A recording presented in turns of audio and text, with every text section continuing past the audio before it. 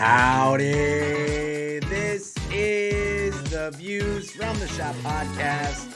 I'm your host, your one and only host, Tim Miller, and today it is Thursday, November 21st, 2024, and I wish you a very, very, very happy False Confessions Day. Today's show is exclusively presented by College Basketball Analytics. Go to cbbanalytics.com right now, sign up for a free account, or use the code SCHOTT, that's SCHOTT, SCHOTT, and you can get your entire first month free.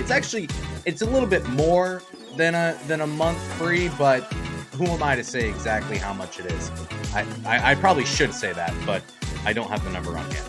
Apologies. But use that code and get on there, poke around a little bit. I've been poking around. Hand up if you've been poking around. I've been poking around on CBB Analytics, and that's how I built today's show, as I build every show using the help of CBB Analytics. And speaking of today's show, we are going to talk about the Buckeyes' very next opponent. Coming up on Friday night, they will take on the those Fighting Camels. The Campbell Fighting Camels is who Ohio State will play. So today's show, we will preview that matchup. The Buckeyes, fresh off a dominating win, a absolutely thrashing of a win over the Purple Aces of Evansville on Tuesday night. First half, okay. Actually, first half, pretty bad. Second half, astoundingly good. Will Ohio State be able to put together a full game in this one? Well, we will have to find out together. Of course, encourage you to subscribe wherever you get your podcast. Give a 5-star review to the show, too. That always helps. And if you're watching on YouTube, like the video, make sure you're subscribed, and comment. What's your score prediction for this game? How many points are the Buckeyes going to win by? I want to know, so make sure you tell me. Thanks for being here. As always, excited to talk Ohio State hoops. Now, it is snowing outside. Actively, it's hard to say. No, it's not hard to say anymore. Yes, it is. It is actively snowing outside right now, at least where I am at the time of recording. I hate it. I prefer the times in which I can open the windows in the morning, but alas, here we are. However, winter is coming, and if winter is coming, that means Ohio State basketball is being played, so we can be thankful for that. We are just about a week away from Ohio State taking on Pitt. Then we get into December, it's Big Ten basketball season. I don't know. If I were you, and I'm not you, but if I were you, I would probably want to stick with the only Ohio State basketball exclusive podcast that covers the Buckeyes year-round with at least one episode every single week. The only podcast, maybe not the only podcast, but one of the few, Adam Jardy probably as well, recapping and previewing every single game Ohio State plays. Hey, by the way, Jerry Easter has set his date, his commitment date. It's going to come here in a few days. I don't remember the exact date of that, but we'll see about Ohio State. I'll put it that way. All that to say, we're 3 minutes in. Let's stack the papers. Let's get ready to go, and let's talk about the Campbell Fighting Camels. You know, the women's team is just the Campbells. They don't fight. The men's team, they're willing to fight. So Campbell in KenPom ranked 261. In Bart Torvik, they're ranked 298. So some discrepancy there. And at 3-2 on the season, I must warn you, 2 of those wins coming against non-Division I teams. So are they really 1-2 this season or 3-2? Well, the NCAA tournament committee, they will see this team as 1-2 as of now. You and I can consider them however you would like. It doesn't really matter. However, this is a 3-2 team, technically 2 wins over Division I teams. They lost to Virginia 65-56. So they kept it pretty close. Is Virginia the Virginia that we have come to know and tolerate? No, but Virginia offensively is still kind of the same. So 65 points against Virginia. Virginia has touched 70 points once this year, and it was exactly 70 points. So there's that. They beat St. Francis by 1. Old friend, St. Francis. I think Ohio State played St. Francis a few years ago. I want to say I went to that game. Maybe I didn't, and I'm making it up. We'll never know. And they crushed Navy. Navy is bad. Navy is, like, I think outside the top 300 in KenPom. So Navy's, like, really, really bad. But they are in the Patriot League. So we give them credit for that. So this is a 3-2 team Ohio State's going to be taking on. Campbell has not made the NCAA tournament since 1992. That's before a lot of us were born, most likely. Now, maybe not all of us, and maybe not even half of us, but a fair amount of us listening to the show, we're not born the last time Campbell made the NCAA tournament. So, impressive feat, nonetheless, for Campbell. So, let's talk about their offense and their defense. We'll get into their offense. We'll get into their defense. We've got some banger bets. Yeah, they're back. I don't have a banger bet in this show because nothing is out yet, but the banger bets are not dying. I need a sip. And then after that, we'll give a pick and some predictions for this game. How's that sound? Sound good? Cool. Doesn't matter. Doing it anyway. So the offense of the Campbell Fighting Camels, 68.7 points per game is bad. 100 adjusted offensive efficiency is not good, and 106.0 offensive rating is not really all that good. However, they are not as bad offensively as Evansville. Would I predict Campbell to score more than 30 points in this game? Yes, probably. This is another team, however, that plays really, really slow. So their pace is at 64.8 right now. That's 13th percentile in college basketball. Where's Ohio State when it comes to pace? You know, I expected this team to run up and down a little bit more than they have been this year. And Ohio State pace, according to CBB Analytics, is 66.7, 26th percentile. So they're still pretty slow under Jake Diebler. I expected more fast break point production as well. And they're second percentile in college basketball in fast break points per game. So apparently that's not going to be a thing, or maybe it will be, and it's just not yet. But anyways, we're talking about the Campbell offense. So another team that plays slow, only 54.7 field goal attempts per game. That's 15th percentile in college basketball. So they're slowing the game down. They're limiting possessions, and it's probably not a bad thing because they're actually better defensively than they are offensively. However, there is some good with this Campbell team offensively. If you remember the Evansville preview, if you listen to that, you know that I basically just roasted Evansville for a good half hour, and then we got out of here. That's not really going to be the case with Campbell. Campbell is ranked very similarly. Well, coming into the week, they were ranked very similarly to Evansville, like in KenPom, Bart Torvik. Now, at least in KenPom, Campbell a fair amount higher than Evansville because Ohio State just destroyed Evansville, and KenPom doesn't like that. I don't remember where they're at in Bart Torvik, but they're pretty low in Bart Torvik, at least is Campbell. I don't know where Evansville is. Anyways, here's the good with this offense. This is another team that's pretty good up close, just like Evansville is or was this week. And I keep bringing up Evansville because Ohio State just played them. These are two similar teams in terms of overall composition, quality of opponents, stuff like that. 55.7% from inside the 3-point line this season. And they score a bunch of points in the paint, 63.4% of their points, field goal percentage, 63.4 field goal percentage at the rim, 45.5% in the paint as well. And surprisingly, actually, not a lot of points are coming from the paint, even though they're shooting well there. They don't score a lot because, number one, they don't shoot a lot in general.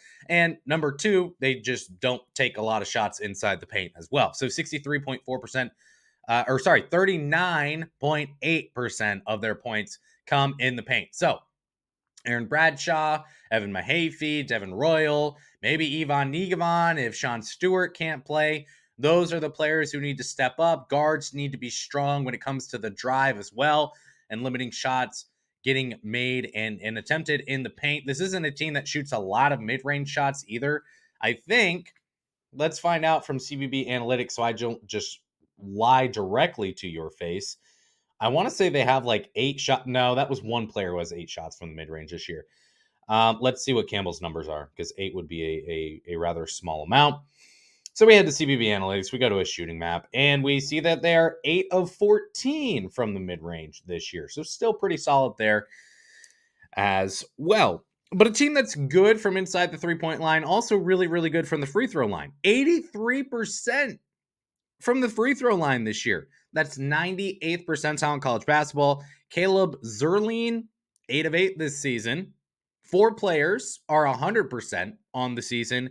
And Jacine Sinani, or something like that, he has the most free throw attempts on the team, and he's 18 of 22 this year. Very good reason why Campbell is so good from the free throw line this year. The caveat here is that Campbell's not great at drawing fouls.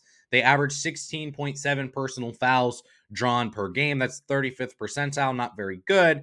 So Ohio State has been mostly strong in this category when it comes to fouls. Now, you may think, well, against Texas A&M, they were absolutely awful. And yeah, they weren't great against Texas A&M when it comes to fouls, but again, they only had 3 more fouls than Texas A&M. The free throws, something that, hey, look, I posted a video on Twitter, or sorry, on X on Saturday morning, just to spread some truth to the Ohio State basketball nation that game wasn't really that unfair. Texas A&M just got fouled a bunch more on shooting fouls, but I don't know. I don't know if anyone really wanted to hear that or cared. Personal fouls for Ohio State, 20.3 personal fouls committed per game. So that's not really great. It's not awful. It's kind of bad, honestly. But still, I mean, that could be an advantage for Campbell in this one. If they can get to the free throw line more, they're going to make a lot of shots most likely. And that comes a lot from Jacine Sinani, something like that. Sinani. Feels like a Sinani. That's my guess. So they had the one hiccup against Texas A&M, did Ohio State, but these players in the post are going to have to be strong. They're going to have to not foul, and you can't let, especially Sinani, get to the free throw line as well because he's very efficient there. He's very efficient. No, he's not very efficient, I don't think, from the field.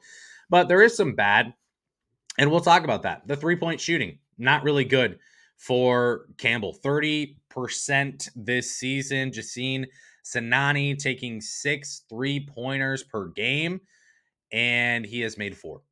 6 3-pointers per game, and he has made 4 over the course of the entire season. Me personally, I don't know. If I'm the coach, I'm not letting that slide. That's just me. Maybe I'm just built a little bit differently than the head coach at Campbell. Maybe that's just me. But if you're going to fire 6 3-pointers every single freaking game and you make 4 all season to this point, hey, let's dial it back just a little bit. Just a smidgen. Cam Gregory, he's shooting 3.3 3-pointers attempts per game, only shooting 30% as well. Nolan Dorsey, he's a bright spot. He's 8 of 18 this season. That's a fair amount of volume. 5 games in. That's not nothing. And you're making 8 of 18. That's pretty solid. So that's a guy to watch. The other bad for Campbell, they're not creating any extra possessions for themselves. 24.5% offensive rebounding rate and 7.7 offensive rebounds per game. That's just not going to get it done, really. And that leads to well below average scoring when it comes to second chance points. So that's the bad. The good is they're really good inside the 3-point line when it comes to shooting, and they're pretty solid as well when it comes to free throw shooting. Pretty solid. They're actually exceptional when it comes to free throw shooting. Again, the issue for Campbell, they can't hit threes, and they also do struggle as well to offensive rebound and get second chance points. When it comes to turnover rate, they're 40th percentile, 16.3 turnover rate. That leads to 12 turnovers per game. And that number is actually pretty good because, again, not many possessions, so not many chances for turnovers. So overall, team that can shoot well inside the 3-point line. And they're not like Evansville. They don't just fire threes all day. Their 3-point rate is higher. It's 46.3%, but it's not like Evansville. So we may see a more balanced attack out of Campbell in this one. Now, player-wise, we already mentioned Jacine Sinani, 11.6 points per game, 5 rebounds per game, 2.6 assists per game. He's just not efficient. 31% from the field. It's not good enough.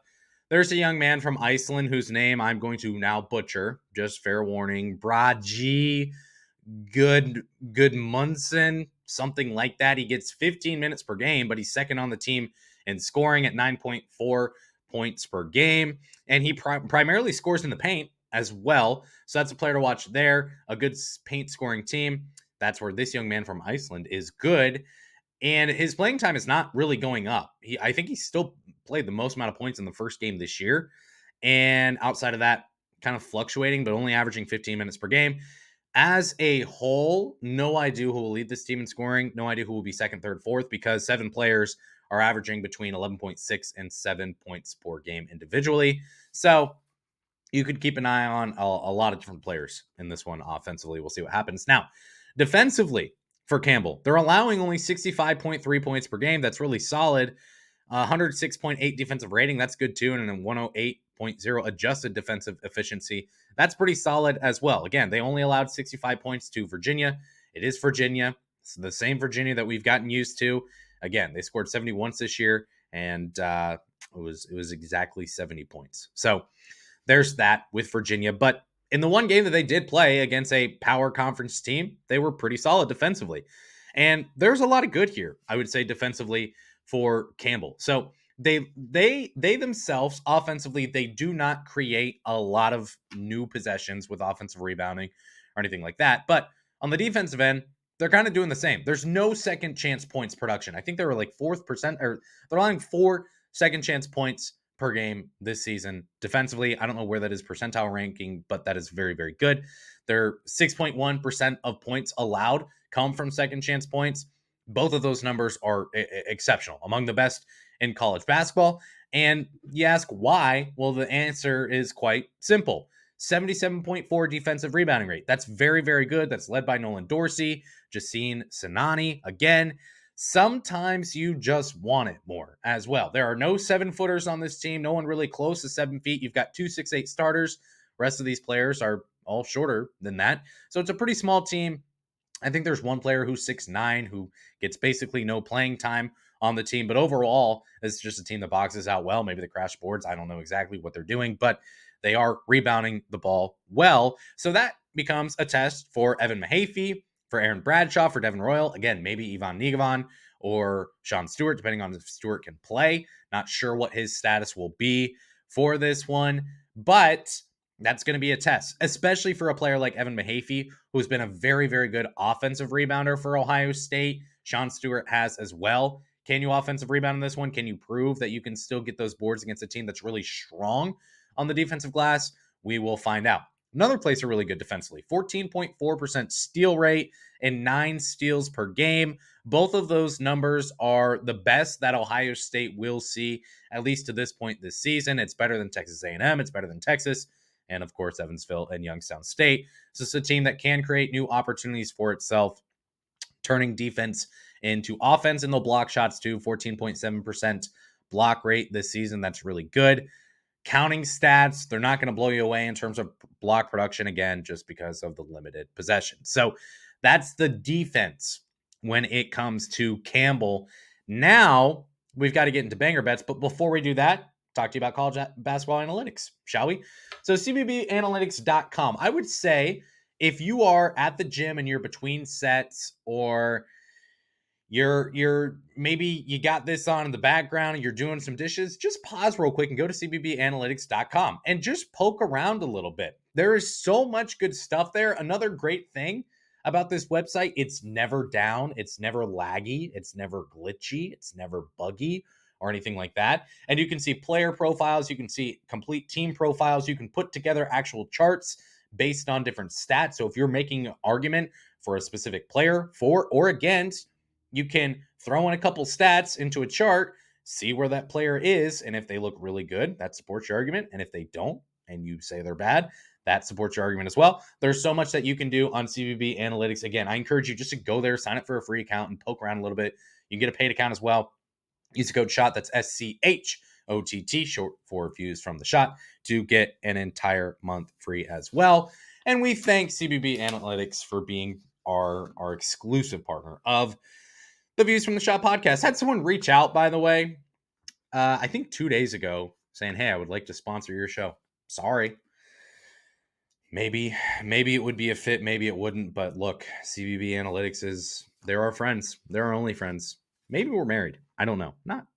All right, banger bets.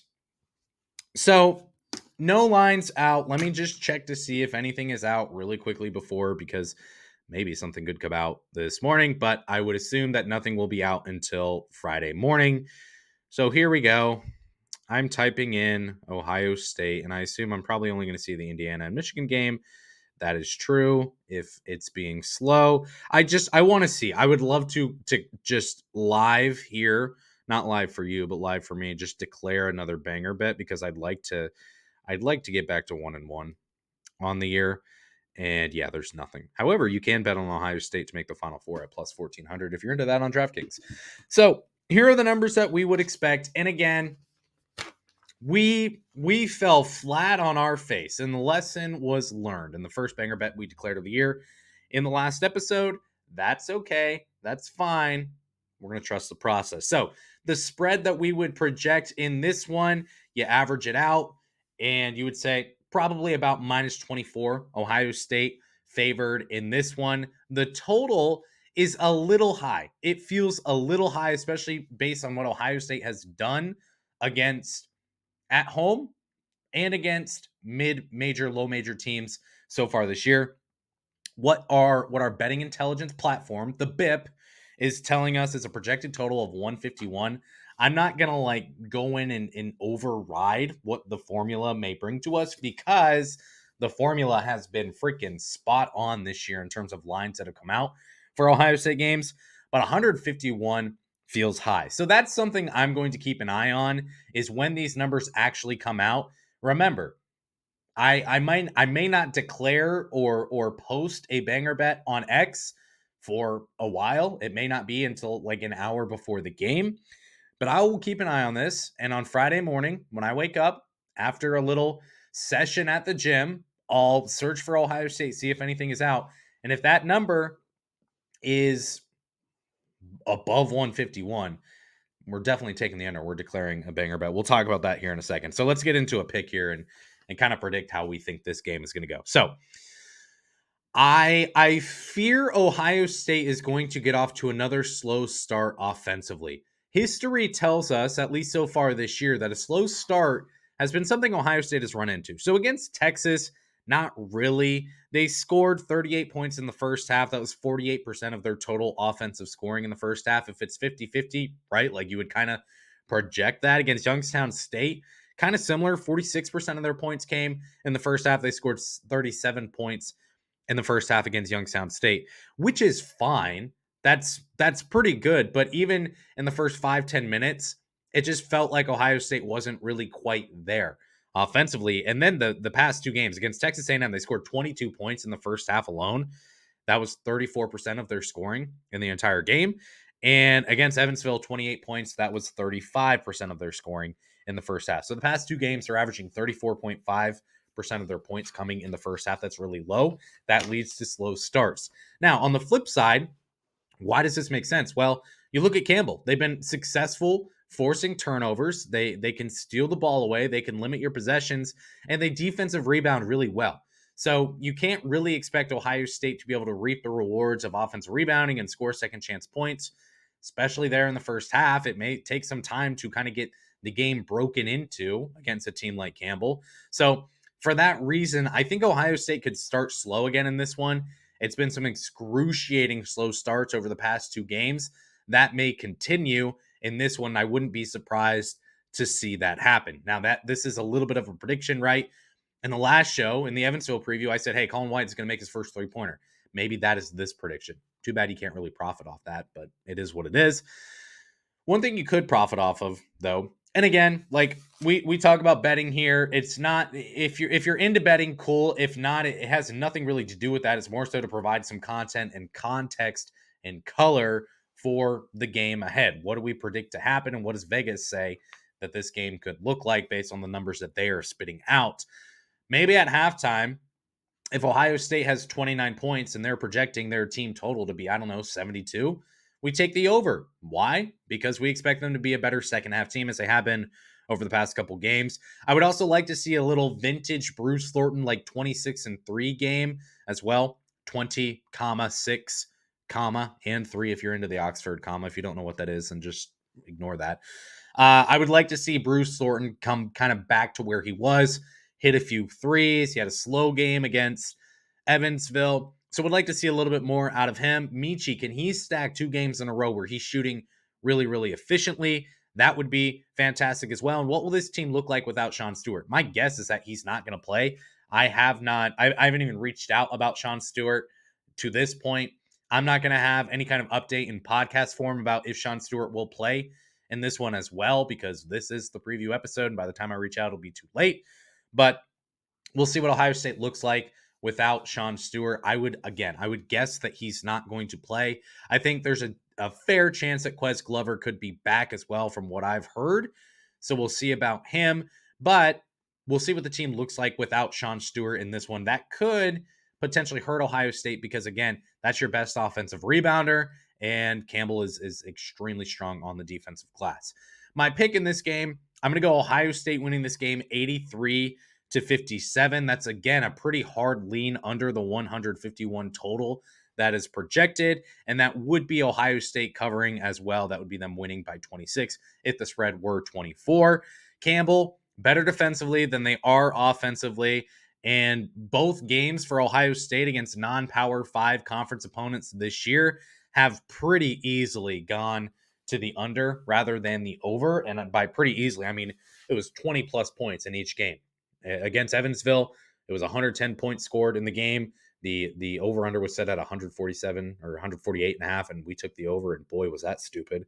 But in hindsight, it still wasn't. It was a fine play. I will hold to that, and I explained that in last episode why, and you can flame me if you want. I don't really care.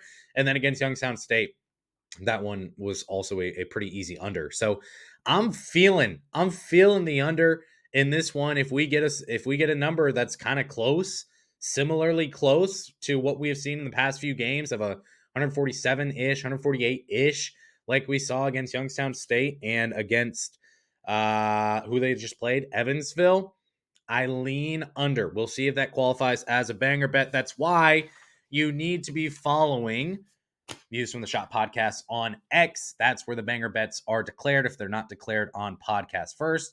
So if there is one, that will be declared on X. So make sure you're following there. Make sure you're following on Instagram. You can follow on Facebook as well. If you're here on YouTube, like the video, hit subscribe, comment again what you think your final score prediction is, or what it is, not what you think it is. I guess you have to, if you're saying what you think it is, you'd have to check with yourself first, and that wouldn't make any sense. But all that to say, it's time to go to work. Ohio State will take on Campbell on Friday evening. That game at 6 o'clock, which I should know because I will be there. I don't know what channel. You're not going to hear it here because I won't be watching on TV. So we're excited for that game. Appreciate you following along with the show, the Ohio State University men's basketball team this season. We will be back on Saturday morning, most likely. Maybe I'll post Friday night. We'll see. But there will be an episode at latest Saturday morning recapping Ohio State's game and hopeful win over Campbell. Until next time, I appreciate you listening to this show more than you could ever understand. I will shut up before you shut me off, and go